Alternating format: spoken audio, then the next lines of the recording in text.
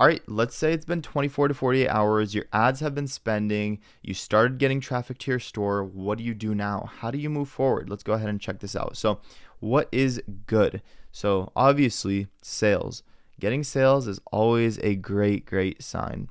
Now, getting sales profitably is a whole different story, but in general, if you're getting sales, there's always things you could do to optimize and better. So breaking even, that's also good. So you don't have to be profitable on day one. Even breaking even on day one is a great sign. CPC, having a CPC of less than 50 cents is pretty good. Now, going into CPMs, having a CPM of less than $5 is pretty good. Now, a little pro tip, disregard everything I just said if you're profitable. If you have a $1 CPC and you're profitable, leave it running. There's no reason to just change something just because you're not meeting any of these requirements or the metric requirements right here. Now, I forgot to mention this, but having a CTR or a click-through rate of above 1% is also something good. Typically 2% is something you want to aim for or higher, but anything is fine. Again, disregard any of these little metrics if you're profitable. What is bad? So if you have no sales or only one sale, typically it's a bad sign. But again, if you have one sale and you're profitable, this could be a good sign. There's many variables with this whole thing, so you want to make sure to adjust based on your situation. CPC, having high CPCs are bad. Anything over 50 cents, it's pretty expensive. But again, if you're profitable, it doesn't matter. CPM, anything over $10 you don't want. Try to make sure these numbers are as low as you can get them. CTR, anything under 1%, it means your video is not engaging at all. Now, again, disregard everything if you're profitable. Middle ground. So this is pretty much when you're in the middle. It's not good nor bad. You have amazing ad metrics, but no sales. This could be that you need a better offer. People are interested in your ad and clicking to your site, but they're just not inclined enough to buy the product that they're seeing. Maybe get better product photos, because the product photos are a big thing. If it looks like just AliExpress photos, very low quality, the trust is missing there. So increase your site speed. That's another one. What if it took too long to load? They were interested in the ad, they clicked your ad, but your site for some reason takes too long to load. The next thing is your creative.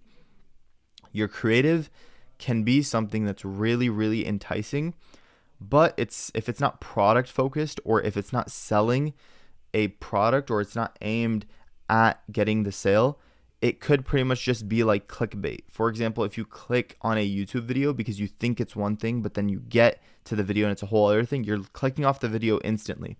So they're probably getting to your product page and clicking off because your creative was a little misleading, but that misleading creative could have amazing metrics, which will confuse a lot of people. So make sure your creative is optimized to get sales and not just to grab attention.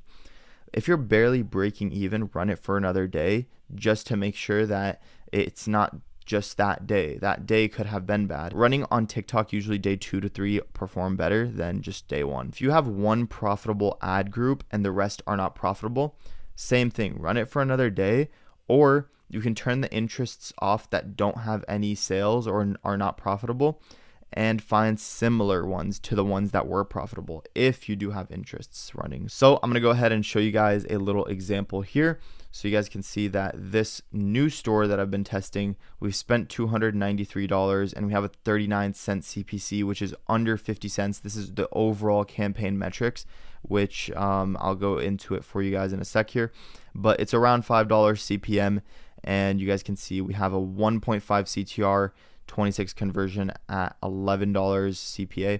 So we're going to go ahead into this, and you guys can see that each ad group has its own metrics. So this right here is what I was showing you. It was pretty much the average across every single ad group within this, but we can turn off ad groups that are not profitable. For example, this ad group right here spent $12.90 and it hasn't gotten us a sale yet.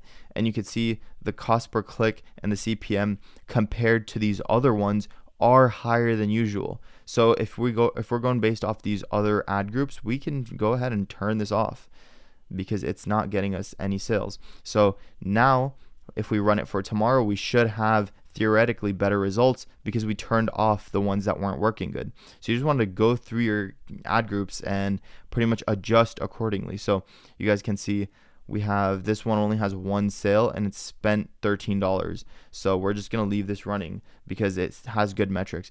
47-cent cost per click, $6, almost $7 CPM, and it did get us a sale. So you have to know what your profit is depending on how much you're selling the product for and how much you're getting it for.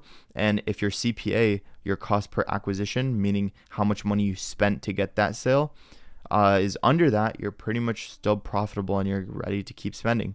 So you guys can see all these metrics here. Looks pretty good. You guys can see this one is 61 cents cost per click, but we have 3 sales, and we have 3 sales at a lower dollar amount. We got these 3 sales for way cheaper than we did on this ad group right here, which gives us cheaper clicks. So cheaper clicks and cheaper CPMs don't always equate to more better sales or more better like profitability, for example.